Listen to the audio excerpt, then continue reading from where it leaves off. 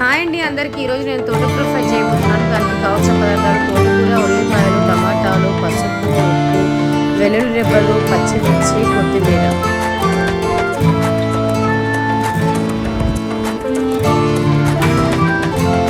ముందుగా మనం స్టవ్ వెలిగించుకొని ఒక బాండీ పెట్టుకోవాలి.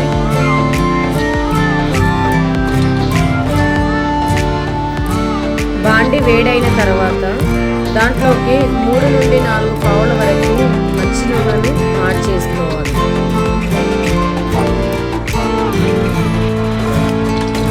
నూనె వేడైన తర్వాత దాంట్లోకి ముందుగా చిన్న ముక్కలుగా కట్ చేసి పెట్టుకున్న ఉల్లిపాయలను కూడా నూనెలోకి వేసుకొని ఆ తర్వాత పచ్చిమిర్చిని కూడా దాంట్లోకి యాడ్ చేసుకోవాలి.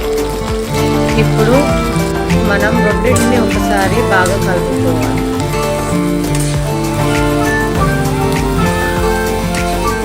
ఇలా 5 నుండి 6 నిమిషాలు నూనెలో ఉల్లిపాయలు, పచ్చిమిరపకాయలు వేయించిన తర్వాత దాంట్లోకి ముందుగా మనం తీసుకున్న వెల్లుల్లి రెబ్బలను కూడా యాడ్ చేసుకోవాలి.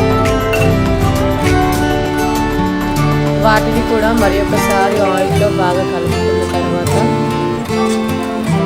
కొద్దిసేపు నూనెలో ఉడికించాలి.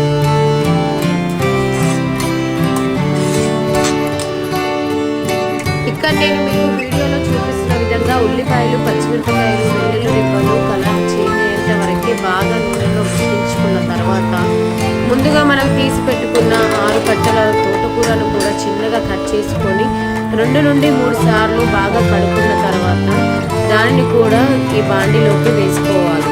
తోటకూరను బాగా కడుక్కోవాలి, ఎందుకంటే మట్టి ఎక్కువగా ఉంటుంది కాబట్టి తోటకూరను శుభ్రంగా కడుక్కొని కూరను వండుకోవాలి. ఇలా తోటకూర, పచ్చిమిరపకాయలు, ఉల్లిపాయలు ఆయిల్ బాగా కలిసే వరకు మంచిగా కలుపుకొని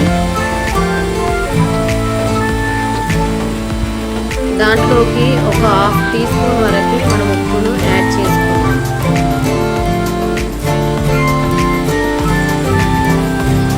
ఉప్పును యాడ్ చేసుకున్న తర్వాత మరి ఒకసారి కలుపుకోవాలి. ఒక 6-7 నిమిషాల తర్వాత చూస్తే తోటకూర అంతా ఇట్లా బాగా ఉడికిపోతుంది. ఇప్పుడు దాంట్లోకి ముందు కట్ చేసి పెట్టుకున్న టమాటా ముక్కల్ని కూడా వేసుకొని కలుపుకోవాలి.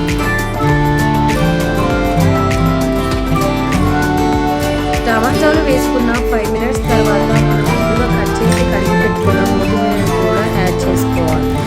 అలా కొత్తిమీరను ముందుగా యాడ్ చేసుకోవడం వల్ల కూరలో కొత్తిమీర ఫ్లేవర్ అనేది చాలా బాగా ఉంటుంది, టేస్ట్ కూడా చాలా బాగా వస్తుంది.